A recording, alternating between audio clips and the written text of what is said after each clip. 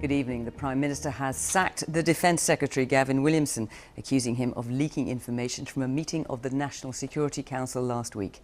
Theresa May said in a letter to Mr Williamson that she had compelling evidence that he was responsible for the leak and that she lost confidence in his ability to serve. An inquiry into the leak was launched after information was printed in a national newspaper from secret discussions about the Chinese firm Huawei's involvement in the development of the UK's 5G mobile network. Mr Williamson has strenuously denied he leaked the information. He's been replaced by the International Development Secretary, Penny Mordaunt. Our political editor, Laura Koonsberg, is in Westminster. And Laura, this is a dramatic night at Westminster, even by recent standards. Fiona, it takes a lot to shock people in Westminster these days, but last week there was genuine surprise and real horror among some in government at the leak of conversations from the National Security Council. Not because leaks never happen, we're plenty used to them, but because of the nature of the conversations that were revealed to a journalist from the Telegraph newspaper. Fingers were quickly in private pointed at Gavin Williamson, but now, only a week or so later, he is out. So a Defence Secretary has lost his job over accusations of leaks of security information in 2019. Our politics truly is stranger than fiction. It wasn't me, he said. Absolutely not. And then again and again, the Defence Secretary adamant he had nothing to do with leaking from a secret government committee. I never have leaked anything from the National Security Council, nor would I ever leak anything from the National Security Council. Do you admit that you're one of the people under suspicion? As I say, never would, never have. But his boss, the Prime Minister, didn't believe him. Furious at a leak from the National Security Council last week, Theresa May wanted Gavin Williamson out, sacking him in her Commons office this afternoon and writing in a brutal letter tonight, "I put to you the latest information from the investigation which provides compelling evidence suggesting your responsibility. I've concluded that I can no longer have full confidence in you as Secretary of State for Defence and have asked you to leave Her Majesty's government." But Gavin Williamson is sticking to his story, replying, "I strenuously denied that I was in any way involved in this leak. I am confident that a thorough and formal inquiry would have vindicated my position." The now former Defence Secretary was one of several ministers who had doubts about allowing the Chinese firm Huawei to take part in building our 5G network, superfast broadband.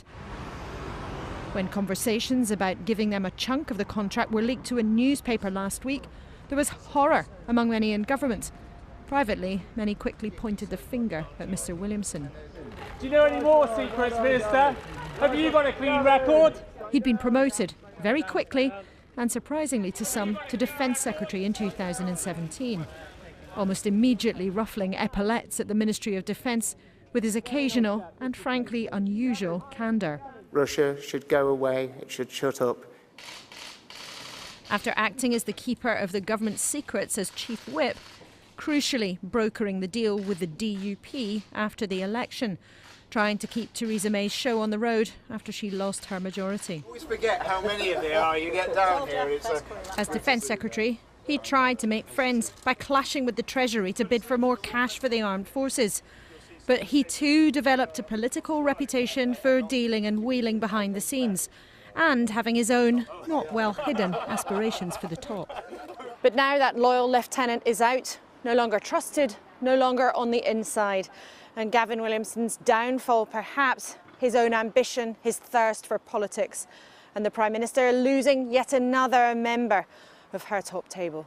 We know that it will be disruptive for them. Sir Mark Sedwill, the Cabinet Secretary and the National Security Advisor, normally in the shadows, believes the evidence against Mr Williamson is compelling. But friends of the departed minister fear the leak inquiry called by Number 10 was partly an operation to find the evidence after choosing the culprit. There are calls tonight to bring the police in to get to the bottom of exactly what took place. He denies it, and he deserves to have his voice heard, and the way to do that is in a criminal inquiry, given that it appears that the law has been broken in this case. Are you happy with the new job? The political decision is taken, though, and that means new faces in higher places. Penny Mordaunt, a member of the Naval Reserves, promoted to become Defence Secretary, the first woman to shake the hands of the top brass as their boss. Well, the Prime Minister's made her decision. What I'm focused on is getting on with the job. She was replaced by Rory Stewart, moved up into Cabinet to take charge of aid and development, a duo who both have big ambitions for the future. I have a lot of confidence in the National Security Advisor, I have a lot of confidence in the process that he will have conducted, and I have a lot of confidence in the Prime Minister, and I'm sure that they made the right decision. Confidence in anyone and anything in Westminster is limited everywhere. Open her up. One cabinet career at an end for now. The government shaky at the helm. So, Laura, decisive action by Theresa May tonight. Do you feel that she's left strengthened or weakened by this? Well, Fiona, for such a long time, Theresa May's had a profound problem with discipline in Cabinet, and the fact that many of her colleagues, who she gave big jobs to, have not seemed to respect the traditional view that what happens in Cabinet stays in Cabinet. And frankly, a lot of them have delighted in, for all sorts of reasons, spilling the beans on very confidential discussions in government.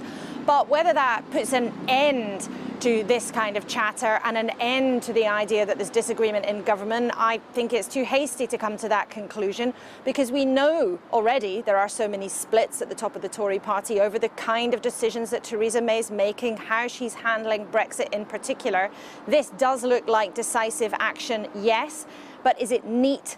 No, it is rather messy, because Gavin Williamson is still strenuously denying what he is accused of doing here. He accepts, yes, that he had a conversation with the journalist who broke the story, but he and his friends are absolutely insistent that he was not the perpetrator of the misdeed. And it may well be, with calls for a further inquiry, even bringing in the police, that even though Downing Street wants this matter to be closed, this to be about the firm thwack of bringing back cabinet discipline, it may well in the coming days simply not be that straightforward. We shall have to see. Laura, Westminster, thank you.